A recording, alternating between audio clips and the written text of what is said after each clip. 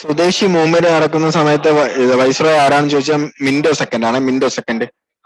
Viceroy at the time of swadeshi movement Minto second ആണ്.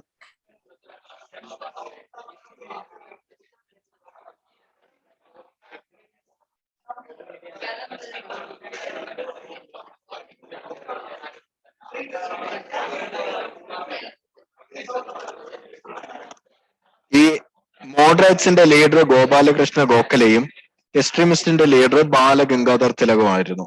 മോഡറേറ്റിന്റെ leader Gopal Krishna ഗോഖലെയും, കാരണം ഞാൻ പറഞ്ഞില്ലേ അദ്ദേഹമാണ് ഏറ്റവും ഗാന്ധിജിയുടെ പൊളിറ്റിക്കൽ ഗുരുവാണ്.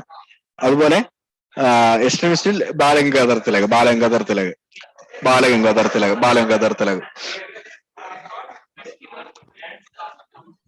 നോക്കണേ.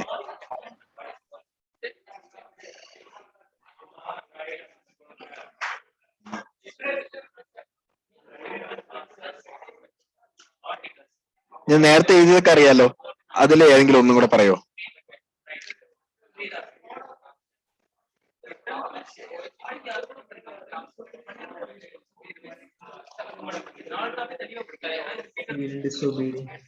Civil disobedience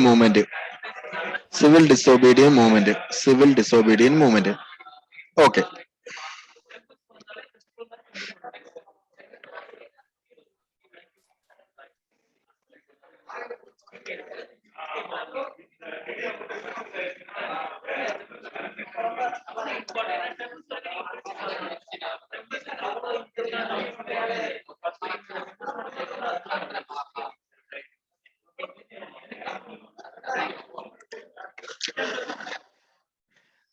മോഡറേറ്റിന്റെ leader Gopal Krishna Gokhale, എക്സ്ട്രീമിസ്റ്റിന്റെ ലീഡർ ബാലഗംഗാധർ തിലക്.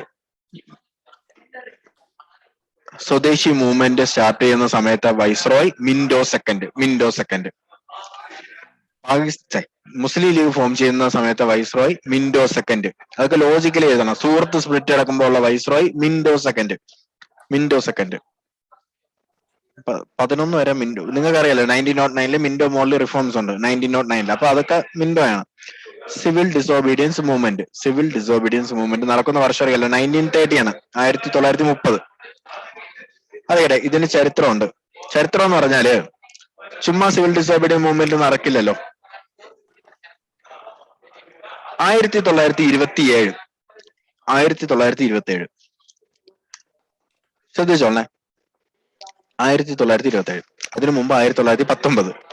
1919 എന്ത് നടക്കുന്നു എന്ന് ചോദിച്ചാല് ഒരു നിയമം വരെയാണ്. Government of India act 1919. കുറിച്ച് കൂടുതലൊന്നും പറയുന്നില്ല. ഇതിന്റെ വേറൊരു പേരാണ് Montagu Chelmsford reforms. Montagu secretary of state, Chelmsford viceroy. Montagu Chelmsford reforms 1919.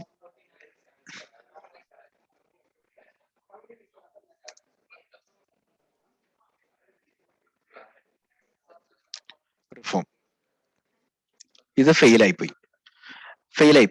ഇത് കൊണ്ടുവന്നു നമ്മൾ എതിർത്തു. ഇത് ഫെയിലായിപ്പോയി. ഇത് നടപ്പിലാക്കുക എന്നത് അസാധ്യം. അങ്ങനെ 1927 ബ്രിട്ടീഷ് ഗവൺമെന്റ് ഒരു കമ്മീഷൻ വെക്കുകയാണ്. ഇന്ത്യയിലോട്ടൊരു കമ്മീഷൻ. ഇന്ത്യയിലെ കാര്യങ്ങളൊക്കെ നോക്കി ഇവിടുത്തെ ആൾക്കാർക്ക് വേണ്ടിയിട്ട് സംസാരിക്കാൻ വേണ്ടിയിട്ടാണെന്നാണ് പറയുന്നത്. അതിന് വേണ്ടിയിട്ടായിട്ട് ഒരു കമ്മീഷൻ വരെയാണ് 1927 ഒരു കമ്മീഷൻ ഫോം ചെയ്യുക. ആ കമ്മീഷന്റെ പേരാണ് സൈമൺ കമ്മീഷൻ. പക്ഷെ പ്രത്യേകത എന്താണെന്ന് അറിയോ? ഒരൊറ്റ ഇന്ത്യക്കാരില്ല. സൈമൺ കമ്മീഷനിലെ അംഗങ്ങളുടെ എണ്ണമാണ് 7 പേര്. എത്ര പേരാണ് സൈമൺ കമ്മീഷനിലുള്ളത്? 7 പേര്. ഒരാള് പോലും ഇന്ത്യക്കാരനില്ല, ഒരാള് പോലും ഇന്ത്യൻ ഇല്ല.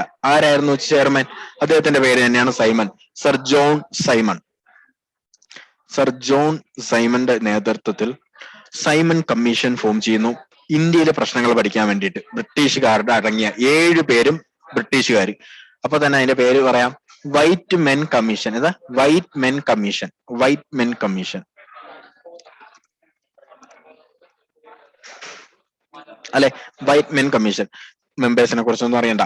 നോക്കിക്കൊള്ളണേ, എന്തിനാണ് ഇവര് വരുന്നേ? ഇത് നോക്കിക്കൊള്ളണേ. ഈ സമയത്ത് നിങ്ങൾ വിചാരിക്കരുത് ബ്രിട്ടീഷുകാര് നമ്മളിപ്പോ സിനിമയിലൊക്കെ കാണുന്ന പോലെ ബ്രിട്ടീഷുകാർ വരുന്നു, ചൂഷണം ചെയ്യണു, പോകുന്നു. അതല്ല, ബ്രിട്ടീഷിന് ഇവിടെ ഗവൺമെന്റ് ഉണ്ട്, ബ്രിട്ടീഷ് ഇവിടെ ഇലക്ഷൻ നടത്തുന്നുണ്ട്. ഇപ്പൊ ഇവിടെ ഉള്ള ഇപ്പൊ നമ്മുടെ നാടില്ലേ, ഈ നാട്ടില് റൂൾ ചെയ്യുന്നത് ബ്രിട്ടീഷാണ്. സെൻട്രൽ ഗവൺമെന്റ് ബ്രിട്ടീഷിന്റെ കയ്യിലാണെന്ന് വിചാരിച്ചോ, ബ്രിട്ടീഷ് പറയുന്നതാണ് നടപ്പിലാക്കുന്നത് എന്ന് നിങ്ങൾ വിചാരിച്ചാൽ മതി. ഇതായിരുന്നു അവസ്ഥയെന്ന് നിങ്ങൾ വിചാരിച്ചാൽ മതി. കാരണം ഇവിടെ ഇലക്ഷൻ ഉണ്ട്, ഓൾറെഡി ഇലക്ഷൻ ഉണ്ട്. പക്ഷെ എല്ലാ കാര്യങ്ങളും അവരുടെ നിയന്ത്രണത്തിലാണ്, അവരുടെ കയ്യിലാണ് എല്ലാം. അതാണ് സംഭവം ആക്ച്വലി.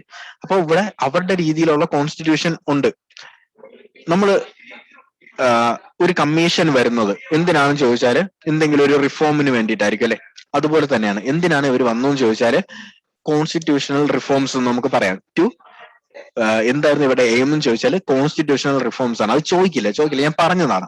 നോക്കിക്കൊള്ളേ, ആക്ച്വലി എന്താ കാര്യം, മൊണ്ടേഗോ ചെംസ്ഫോർഡ് ഒരു നിയമം കൊണ്ടുവന്നല്ലോ. മൊണ്ടേഗോ ചെംസ്ഫോർഡ് ഒരു നിയമമല്ല, ഒരു സെറ്റ് ഓഫ് റൂൾസ് ആണ്. ഒരു ഗവൺമെന്റ് ഓഫ് ഇന്ത്യ ആക്ട് ആണ് 1919. ഇത് ഫെയിലിയർ ആയിപ്പോയി. അപ്പൊ ഇതിന് പകരം എന്തെങ്കിലും കൊണ്ടുവരണ്ടേ?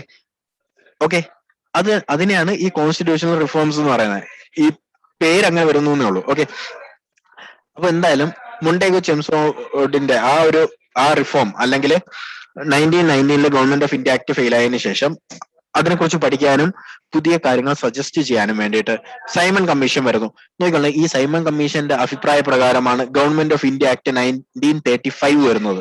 മനസ്സിലായി? പുതിയ ഗവൺമെന്റ് ഓഫ് ഇന്ത്യ ആക്ട് പറഞ്ഞ ഈ സൈമൺ കമ്മീഷന്റെ റിപ്പോർട്ട് പ്രകാരമാണ്. അപ്പൊ തന്നെ നിങ്ങൾ എന്തിനാണ് വന്നത്, നിങ്ങൾ കാര്യം മനസ്സിലായല്ലോ. സൈമൺ കമ്മീഷൻ വന്നു. സർ ജോൺ സൈമൺ ആണ് ഹെഡ്. ഇന്ത്യക്കാരുടെ കാര്യം പഠിക്കാൻ വേണ്ടിയിട്ടാ വന്ന. എത്ര? 7 പേര്. വന്ന 7 പേര് ആരാ? ബ്രിട്ടീഷുകാർ. അതുകൊണ്ട് തന്നെ ഇത് അറിയപ്പെടുന്ന പേരാണ് വൈറ്റ് മെൻ കമ്മീഷൻ. ഈ സമയത്തെ വൈസ്രോയി ആണ് ലോർഡ് ഇർവിൻ പ്രഭു. ലോർഡ് ഇർവിൻ ആയിരുന്നു ഈ സമയത്തെ വൈസ്രോയ്. എന്നാൽ ഈ സൈമൺ കമ്മീഷൻ ഇന്ത്യയിൽ വരുന്ന വർഷം ചോദിച്ചാല് 1928 ആണ്. സൈമൺ കമ്മീഷൻ ഫോം ചെയ്ത വർഷമാണ് 1927. സൈമൺ കമ്മീഷൻ അറൈവ്ഡ്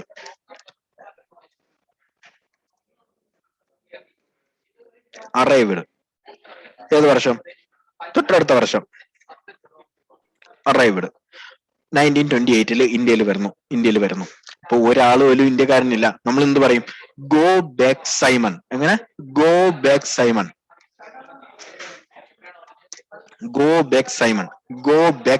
ഇതൊരു സ്ലോഗൻ ആണ്. ഇനി തിരിച്ചു പറയാം, സൈമൺ ഗോ ബാക്ക്. അപ്പൊ ഗോ ബാക്ക് സൈമൺ അല്ലെങ്കിൽ സൈമൺ ഗോ ബാക്ക്. ഈ സ്ലോഗൻ നമുക്ക് നൽകിയത് ആരാന്ന് ചോദിച്ചാൽ അദ്ദേഹത്തിന്റെ പേര് വളരെ ഇമ്പോർട്ടന്റ് ആണ്. അദ്ദേഹത്തിന്റെ പേരാണ് Yusuf Meher Ali.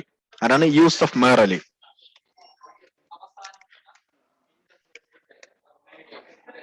Slogan was raised by Yusuf Meher Ali. Go back Simon, Yusuf Meher Ali. നോക്കിക്കോളെ, ഗോ ബാക്ക് സൈമൺ ആരാണ്? Yusuf Meher Ali. White men commission, ആ വൈസ്രോയ് ആരാണ്? Lord Irwin. 1927 ഈ സൈമൺ കമ്മീഷൻ അവിടെ ഫോം ചെയ്യുന്നു. 28 ഇവിടെ വരുന്നു. 27 INC സെഷൻ കൂടിയിട്ടുണ്ട്. 27 എന്ത് ചെയ്തിട്ടുണ്ട്? INC സെഷൻ കൂടിയിട്ടുണ്ട്. 27 സെഷൻ നടക്കുന്നത് നമ്മുടെ മദ്രാസിൽ വെച്ചിട്ടാണ്. എവിടെയാണ്? മദ്രാസിൽ വെച്ചിട്ടുള്ള ഈ സെഷന്റെ പ്രസിഡന്റ് ആണ് MA അൻസാരി. ആര്? MA അൻസാരി. ആരാണ്? MA അൻസാരി. എന്ത് സംഭവിക്കും? ബോയ്ക്കോട്ട് ചെയ്യും അല്ലെ? സൈമൺ കമ്മീഷനെ നമ്മൾ ബോയ്ക്കോട്ട് ചെയ്യും. ഈ കാര്യം ഒന്ന് അറിഞ്ഞിരിക്കണം. ഈ ഒരു കാര്യം അറിഞ്ഞിരിക്കണം. ഈ 27 INC പറഞ്ഞതുകൊണ്ട് 28 INCയുടെ കാര്യം പറയണേ. 28 INC നടന്നിട്ടുണ്ട്. അത് കൽക്കട്ടയിലാണ് നടന്നത്. നിങ്ങൾക്ക് ഇത് അറിയാമായിരിക്കും. 29 INC നടന്നിട്ടുണ്ട്. അത് ലാഹോറിൽ വെച്ചാണ് നടന്നത്. ഇതെന്താ ഇമ്പോർട്ടൻസ് എന്ന് വെച്ചാലേ, രണ്ടും നെഹ്റു ആണ്. ഒന്ന് മോത്തിലാൽ നെഹ്റു, ഒന്ന് നമ്മുടെ ജവഹർലാൽ നെഹ്റു. മോത്തിലാൽ നെഹ്റു റിപ്പോർട്ട് സബ്മിറ്റ് ചെയ്യും ഈ സെഷനിൽ. നെഹ്റു റിപ്പോർട്ട്.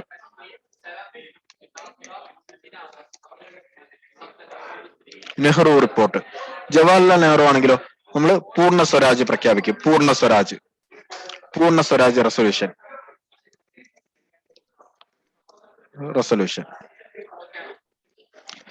ഓക്കെ, പൂർണ്ണ സ്വരാജ് റെസർവേഷൻ. ബാക്കി ഡീറ്റെയിൽ ആയിട്ട് ഞാൻ പറയുന്നില്ല. അപ്പൊ ഈ 3 സെഷനും കൂടെ ഇവിടെ പറയുന്നു എന്നാള്. അപ്പൊ സൈമൺ കമ്മീഷൻ വന്നു. സൈമൺ കമ്മീഷനെ നമ്മൾ എതിർത്തു, INC എതിർത്തു. കാരണം INC എന്ന് പറയാൻ കാരണം നമ്മൾ ചെറുതായിട്ട് എതിർക്കുന്നതിനെക്കാട്ടിയും INC ആ സമയത്ത് വലിയ സംഘടനയാണ്. ഇന്ത്യൻ നാഷണൽ കോൺഗ്രസ് വലിയ സംഘടനയാണ്. അപ്പോ INC ഒരു കാര്യം ചെയ്താൽ വളരെ ഇമ്പോർട്ടന്റ് ആണ്. അപ്പൊ INC 1927 സെഷൻ കൂടി ഇവിടെ മദ്രാസില് MA അൻസാരി എന്ത് ചെയ്തു? ബോയ്ക്കോട്ട് സൈമൺ കമ്മീഷനെ ബോയ്ക്കോട്ട് ചെയ്തു. അങ്ങനെ പ്രൊട്ടസ്റ്റ് ആരംഭിച്ചപ്പോൾ ആ പ്രൊട്ടസ്റ്റ് നടക്കുന്നുണ്ടല്ലോ. ആ പ്രൊട്ടസ്റ്റിനിടയ്ക്ക് ഒരാളുടെ മൈക്ക് ഓണാണ്.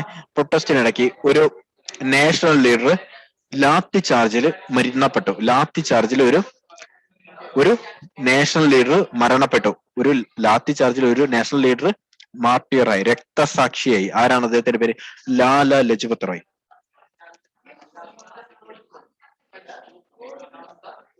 ലാല ലജ്പത് റായ് പോലീസ് ലാത്തി ചാർജിനിടയിൽ അടികൊണ്ട് മരണപ്പെട്ടു, രക്തസാക്ഷിയായി. ആ പോലീസ് ലാത്തി ചാർജ് ലീഡ് ചെയ്ത ആള് അല്ലെങ്കിൽ അതിനെ നേതൃത്വം നൽകിയ ആളുടെ പേരാണ് ജനറൽ സാൻഡേഴ്സൺ. ആര്? സാൻഡേഴ്സൺ.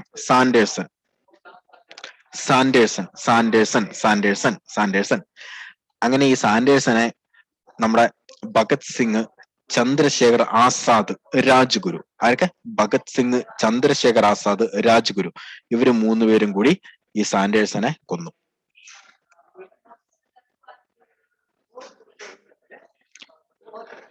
ബാക്കി കാര്യങ്ങൾ പറയുന്നില്ല. 28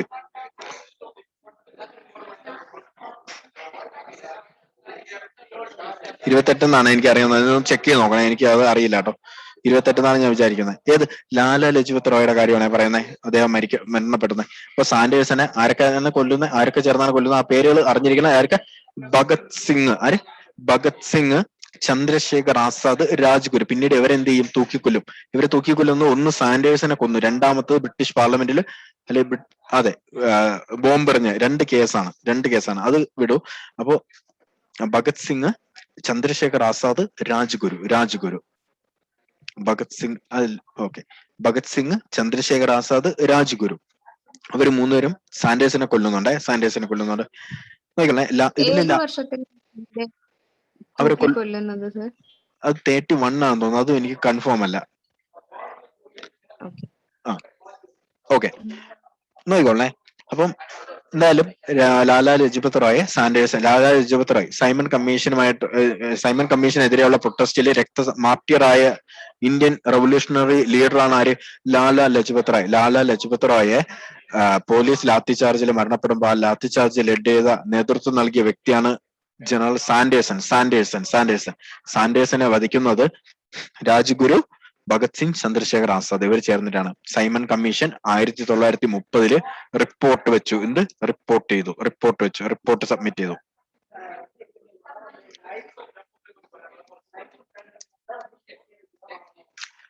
ഓക്കെ, റിപ്പോർട്ട് സബ്മിറ്റ് ചെയ്തു. നോക്കിക്കൊള്ളേ. അപ്പോ സൈമൺ കമ്മീഷൻ, അപ്പോ ഇതിനെല്ലാം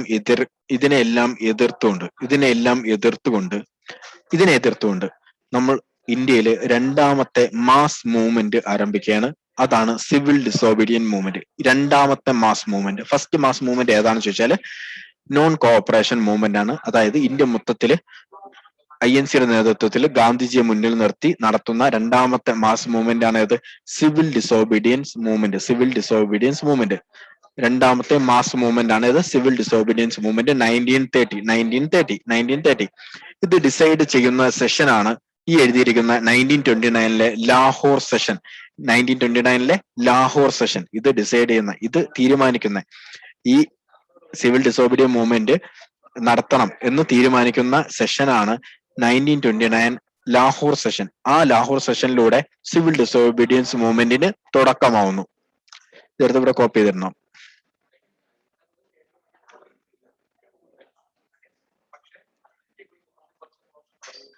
INC അംഗീകരിക്കുന്ന സെഷനാണ് ഈ എഴുതിയത് 1929 ലാഹോർ സെഷൻ, ജവഹർലാൽ നെഹ്റു. ഓക്കെ, ശ്രദ്ധിച്ചോളണം. ഇതിനൊക്കെ കാരണം എന്താ? ഈ സൈമൺ കമ്മീഷന്റെ റിപ്പോർട്ട് അതൊക്കെ തന്നെയാണ്. നോക്കിക്കോളണേ, കാരണം വേറെ ഒന്നും ആ സമയത്തില്ല. ഈ സിവിൽ ഡിസോബീഡിയൻ മൂവ്മെന്റ് ആരംഭിക്കുന്നുണ്ടല്ലോ. ഇത് ആരംഭിക്കുന്നതിലെ ഒരു കാര്യമാണ് ദന്തി മാർച്ച് അല്ലെങ്കിൽ സോൾട്ട് ലോ ബ്രേക്ക് ചെയ്യുക. ഉപ്പ് നിയമമുണ്ട്. സോൾട്ട് ലോ ഉപ്പ് നിയമം ഉണ്ടായിരുന്നു. അതായത് സോൾട്ടിന് നികുതി കൊടുക്കും, ടാക്സ് ഉണ്ട്, അത് ബ്രേക്ക് ചെയ്യുക. അതുമായി ബന്ധപ്പെട്ട് നടത്തിയതാണ് ദന്തി മാർച്ച്. നിങ്ങൾക്കറിയാം ദന്തി മാർച്ച്. നോക്കിയാലേ ഗാന്ധിജിയാണ് സിവിൽ ഡിസോബീഡിയൻസ് മൂവ്മെന്റ് ഇനാഗുറേറ്റ് ചെയ്യുന്നത്. അത് ഇനാഗുറേറ്റ് ചെയ്യുന്നത് ഈ ദന്തി മാർച്ചിലൂടെയാണ്. Gandhiji inaugurated civil disobedience movement by conducting Dandi March.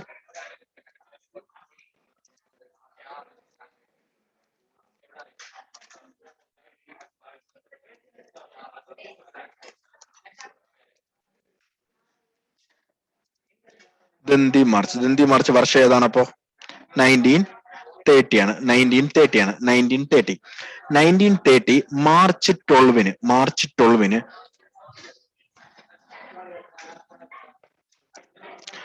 12-ന് ഗാന്ധിജിയുടെ സബർമതി ആശ്രമത്തിൽ നിന്നും ദന്തി മാർച്ച് ആരംഭിക്കുകയാണ്.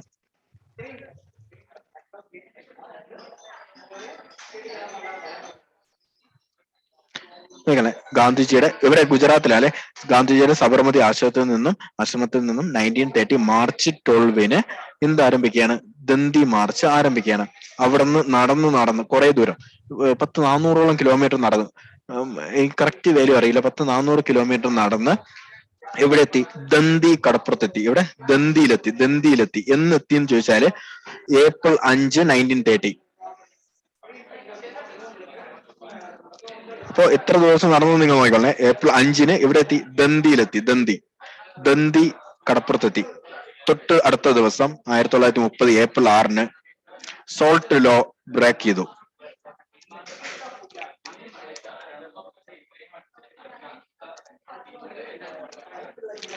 ഓക്കെ, ബ്രോക്ക് സോൾട്ട് ലോ, ഉപ്പ് നിയമം ബ്രേക്ക് ചെയ്തു. ഓക്കെ, ഈ കാര്യം ഇത്രയും അറിഞ്ഞിരിക്കണം. അങ്ങനെ സോൾട്ട് ലോ ബ്രോക്ക് ചെയ്തപ്പോ എന്ത് സംഭവിച്ചു? ഗാന്ധിജിയെ ഉറപ്പായിട്ടും അറസ്റ്റ് ചെയ്യും, അല്ലെ? ആര് ആണെങ്കിലും അറസ്റ്റ് ചെയ്യും. അങ്ങനെ ഗാന്ധിജി അറസ്റ്റ് ചെയ്താൽ ഏത് ജയിലിൽ കൊണ്ടിടും? ഗാന്ധിജിയെ എപ്പോ അറസ്റ്റ് ചെയ്താലും യേർവാദ ജയിലിൽ കൊണ്ടിടുള്ളൂ. ഗാന്ധിജി യേർവാദ ജയിൽ എവിടെയാണെന്ന് എനിക്കും അറിയില്ല. ഓക്കെ, യേർവാദ ജയിൽ ഗാന്ധിജി എപ്പോ അറസ്റ്റ് ചെയ്താലും യേർവാദ ജയിലിലായിരിക്കും വരിക. ഓക്കെ, അത് ഉറപ്പാണ്. യേർവാദ ജയിൽ. അപ്പൊ ഗാന്ധിജിയെ യേർവാദ ജയിലിൽ അറസ്റ്റ് ചെയ്ത് യേർവാദ ജയിലിൽ കൊണ്ടുവന്നിടുന്നു. തൊട്ടടുത്ത വർഷം 1931 പുള്ളിക്കാരന് ഇത് ഇത്ര വർഷത്തേക്കാണ്, എനിക്ക് തോന്നുന്നു 6 വർഷത്തേക്ക് എന്താണ് തടവിന് ഇടുന്നത്. പക്ഷെ തൊട്ടടുത്ത വർഷം ഗാന്ധിജിയെ റിലീസ് ചെയ്യും. 1931 ഗാന്ധിജിയെ റിലീസ് ചെയ്യും. എന്തിനെന്ന് ചോദിച്ചാല് അവിടെ ഒരു പാക്ട് വരുന്നുണ്ട്. Gandhiji was released. Okay, 1931 Gandhiji release ചെയ്യുന്നുണ്ട്. 1931 സിവിൽ ഡിസോബീഡിയൻസ് മൂവ്മെന്റ് സസ്പെൻഡ് ചെയ്യും.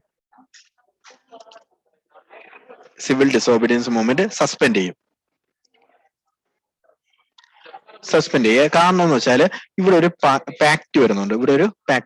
അതാണ് Gandhi Irwin pact. 1931 Gandhi Irwin pact കാരണമാണ് സിവിൽ ഡിസോബീഡിയൻസ് മൂവ്മെന്റ് സ്റ്റോപ്പ് ചെയ്യുന്നത്. 1931 ഗാന്ധി ഇർവിൻ പാക്ട്. മഹാത്മാഗാന്ധിയും ആ സമയത്ത് ഇർവിൻ ഇപ്പോഴും ഉണ്ട് കേട്ടോ ഇവിടെ. ഇർവിനും ആയിട്ടുള്ള ഗാന്ധി ഇർവിൻ പാക്ട് വരുന്നുണ്ട്. ഈ ഗാന്ധി ഇർവിൻ പാക്ട് പ്രകാരം നോക്കിക്കോളെ, ഈ വർഷം നിങ്ങൾക്ക് വേറൊരു ഇമ്പോർട്ടന്റ് ഞാൻ താഴോട്ട് എഴുതുവാണേ. 1930, 1931, 1932 first round table conference, second round table conference, third round table conference.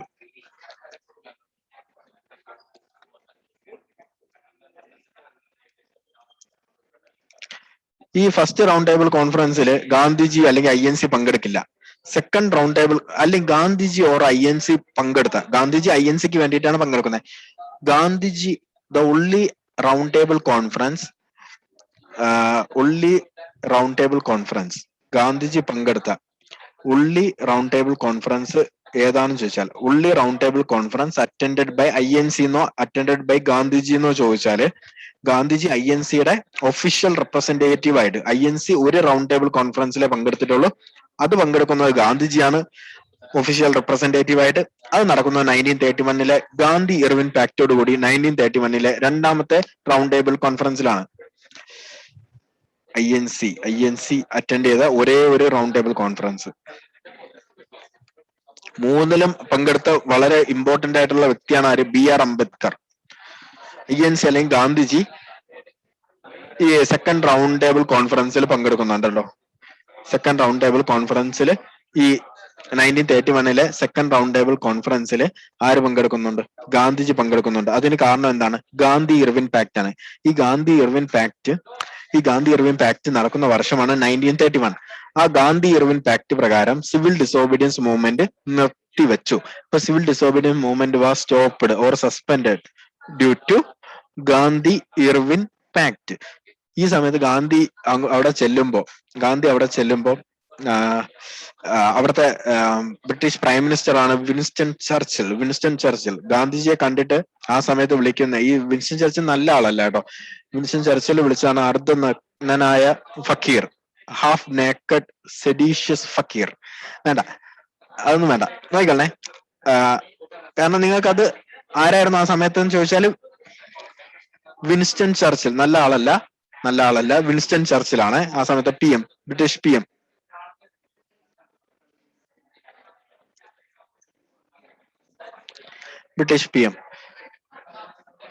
അത് മാത്രമല്ല, ഗാന്ധി ഇർവിൻ പാക്ട് കഴിഞ്ഞിട്ട് ഇർവിൻ പോയി. അവിടെ വൈസ്രോയ് വേറെ ആള് വരെയാണ്. ആ സമയത്ത് ബ്രിട്ടീഷ് PM എന്നാണ് എഴുതി വെച്ചത്. ഗാന്ധിജി പങ്കെടുക്കുന്ന ആ റൗണ്ട് ടേബിൾ കോൺഫറൻസിൽ ആ സമയത്തെ ബ്രിട്ടീഷ് പ്രൈം മിനിസ്റ്റർ ആണ് ആര്? Winston Churchill. ഈ ഗാന്ധി ഇർവിൻ പാക്ടും കഴിഞ്ഞിട്ട് ഇർവിൻ പോയി. വൈസ്രോയ് ഇർവിൻ മാറിപ്പോയി, വേറെ വൈസ്രോയ് വന്നു. ആ വൈസ്രോയുടെ പേരാണ് ലോർഡ് വെല്ലിംഗ്ടൺ. വെല്ലിംഗ്ടൺ ഐലൻഡ് ഇല്ലേ, Lord Wellington.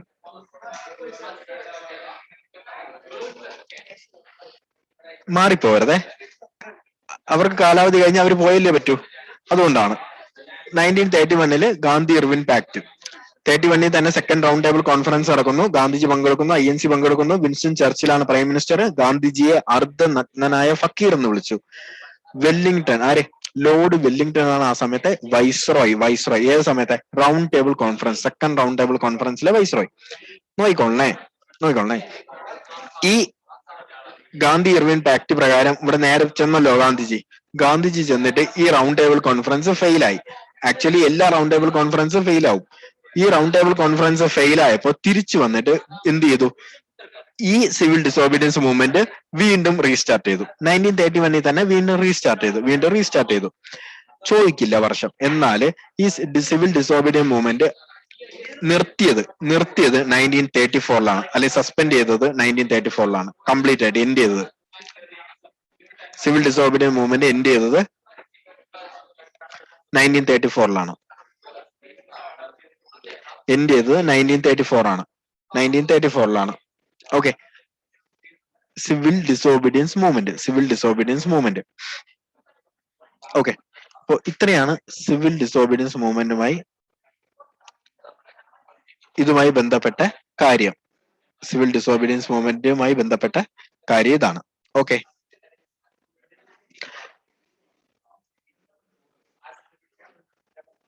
First round table കോൺഫറൻസിലെ പ്രൈം മിനിസ്റ്റർ ആണ് Ramsay MacDonald. First round table conference സമയത്തെ ബ്രിട്ടീഷ് പ്രൈം മിനിസ്റ്റർ ആണ് ആര്? Ramsay MacDonald. ആ സമയത്തെ വൈസ്രോയ് ആണ് ഇർവിൻ.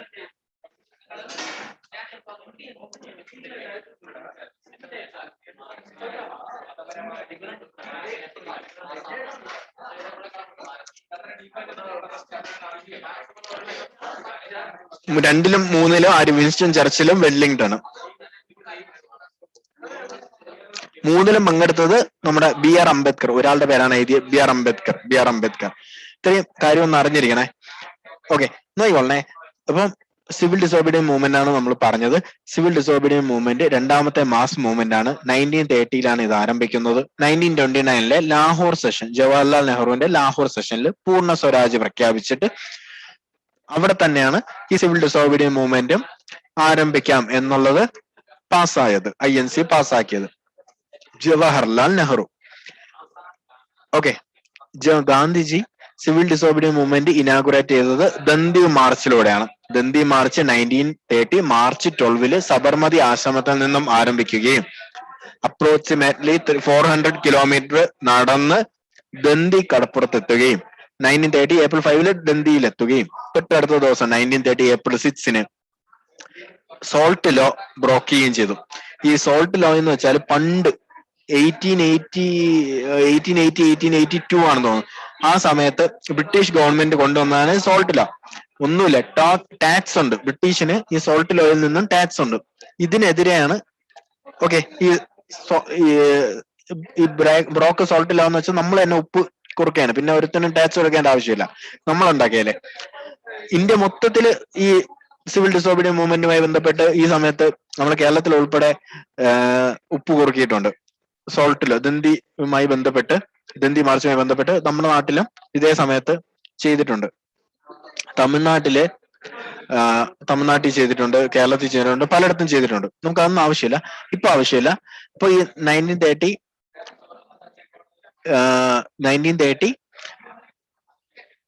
ഏപ്രിൽ 6 ഈ സോൾട്ട് ലോ ബ്രേക്ക് ചെയ്തു.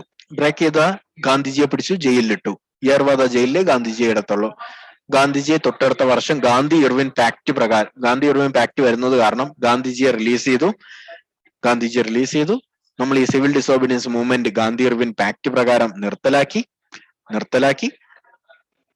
പക്ഷെ എന്നിട്ട് നേരെ round table conference, second round table കോൺഫറൻസിൽ പങ്കെടുക്കാൻ പോയി. പരാജയപ്പെട്ടു. റൗണ്ട് ടേബിൾ കോൺഫറൻസ് ഫെയിലായി. തിരിച്ചു വന്നു. വീണ്ടും സിവിൽ ഡിസോബിഡിയൻസ് മൂവ്മെന്റ് കണ്ടിന്യൂ ചെയ്തു. 34 സിവിൽ ഡിസോബിഡിയൻസ് മൂവ്മെന്റ് എൻഡ് ചെയ്തു. ഇതാണ് സിവിൽ ഡിസോബിഡിയൻസ് മൂവ്മെന്റുമായി ബന്ധപ്പെട്ട് പറയാനുള്ളത്. ഇതിനൊക്കെ കാരണമായിട്ട് വരുന്നത് ഈ സൈമൺ കമ്മീഷനുമായി ബന്ധപ്പെട്ടതാണ്.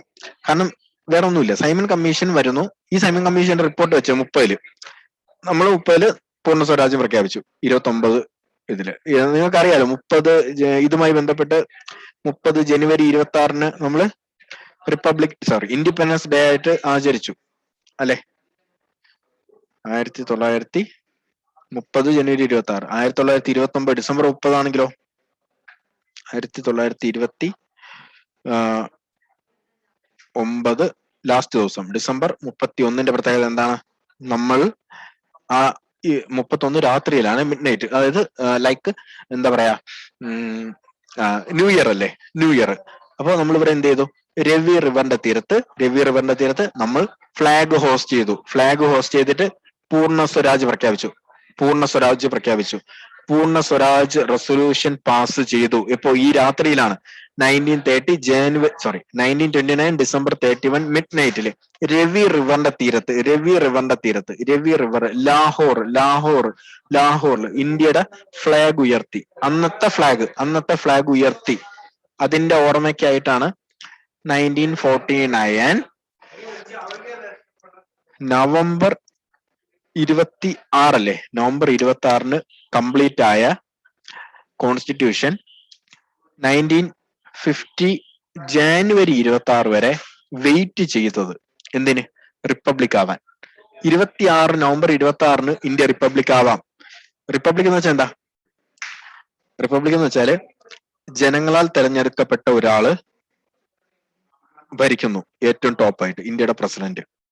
ജനങ്ങളാൽ തെരഞ്ഞെടുക്കപ്പെട്ട ആള് ഡയറക്റ്റ് അല്ലെങ്കിൽ പോലും പ്രസിഡന്റിനെ എലക്ട് ചെയ്തിട്ടാണ് എടുക്കുന്നത് അല്ലെ.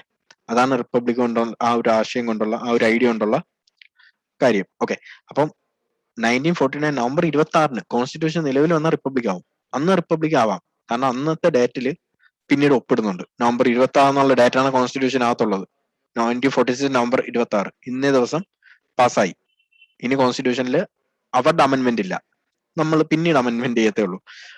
50-26 വരെ വെയിറ്റ് ചെയ്തു. കാരണം ഈ ജനുവരി 26 ഓർമ്മയ്ക്കായിട്ടാണ്. 1930 ജനുവരി 26 ഈ 31 പ്രത്യേകത എന്താണ്? ലാഹോറിൽ രവി റിവറിന്റെ തീരത്ത് ഫ്ലാഗ് ഹോസ്റ്റ് ചെയ്തു. പൂർണ്ണ സ്വരാജ് റെസൊല്യൂഷൻ പാസ്സായി 29. ഇതിന്റെയൊക്കെ ഭാഗമായിട്ടാണ് സിവിൽ ഡിസോബീഡിയൻസ് മൂവ്മെന്റ് നടക്കുന്നത്. അതിനെ കുറിച്ചാണ് നമ്മൾ പറഞ്ഞത്. അപ്പൊ ഇത്രയാണ് ഇന്ന് പറയാനുള്ളത്.